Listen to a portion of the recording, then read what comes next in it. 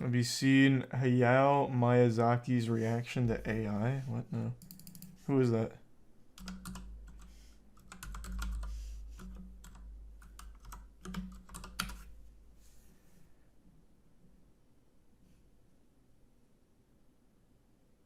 I see. Yep. I don't know why it didn't register with me right away. Yep.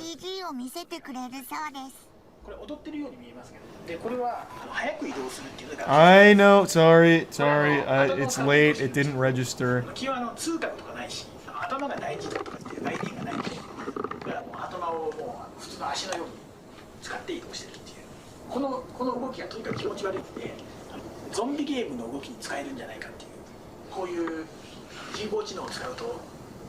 feel like I've seen this.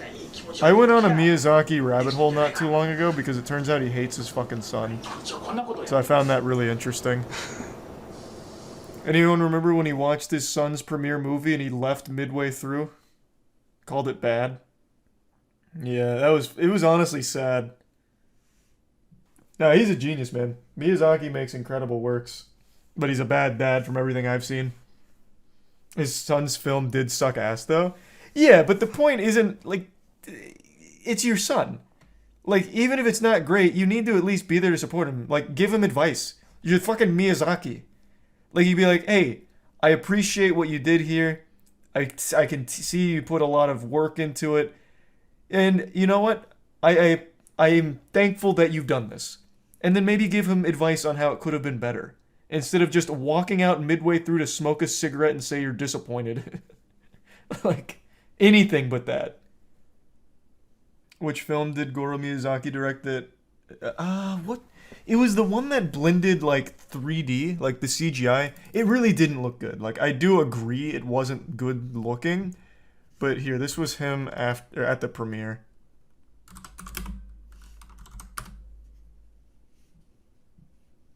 Where was the full video? I think it was this. What is up? Oh no, this is a reaction to it. Where was the full one?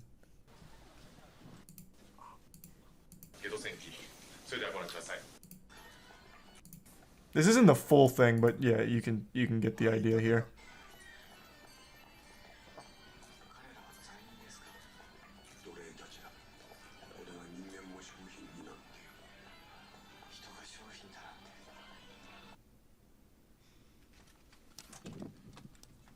After just an hour, Miyazaki abruptly walks out. God.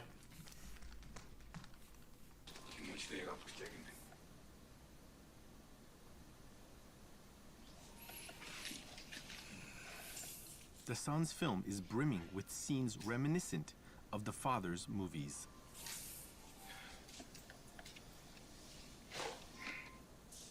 The veteran filmmaker, devoted to his work, was an absentee dad. Goro's exposure to his father growing up was mainly by watching his father's films.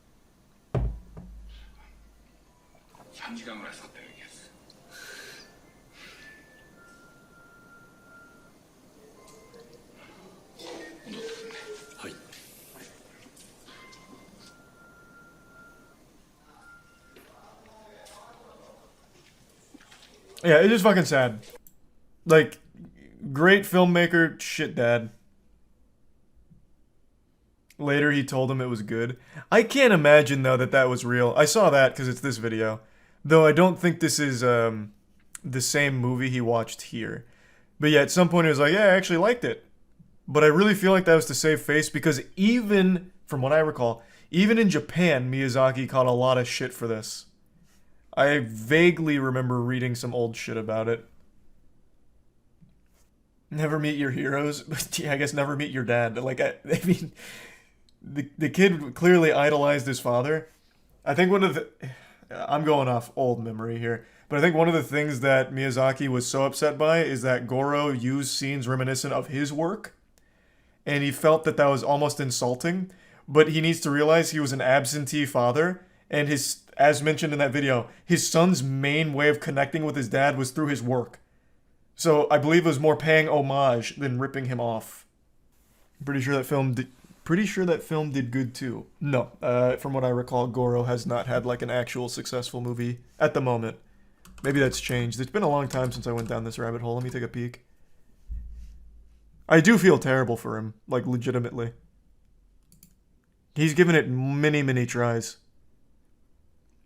So his most recent movie is Earwig and the Witch.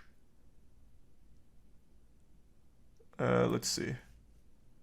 This was 2020. Earwig and the Witch has a 29% on Rotten Tomato, and it did $726,000 in the box office, which I don't believe recouped its budget. Let me double check. Doesn't say it's full budget, but I can't imagine 726K covers a full animation. Yeah, I mean, I agree. Like, the movies don't look great. Like, I do agree, right? But there's absolutely a better way of handling that as opposed to walking out of your son's premiere and calling it shit. Yeah, Edge Runners slaps. Cyberpunk Edge Runners is so good. His previous movie was great. I couldn't tell you. I actually haven't seen any of them. Maybe they're good. I don't know. From Up on Poppy Hill is my favorite Ghibli film. From Up on Poppy Hill.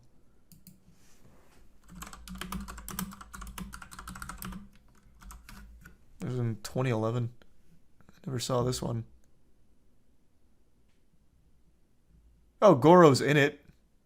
He didn't... Oh my... Wait, he was the director. This looks much better. Self-insert role in the film. So he wasn't immediately credited here, so I didn't see it. Yeah, I mean, this looks better.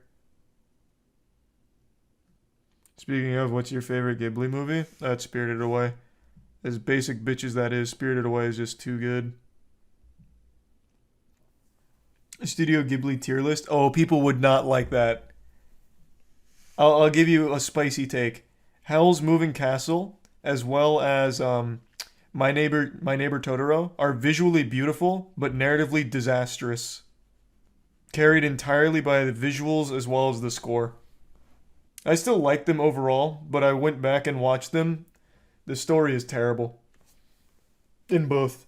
My Neighbor Totoro, fucking Totoro's barely in it, by the way, but it's just them on a very small journey to see their mom at that hospital for a minute.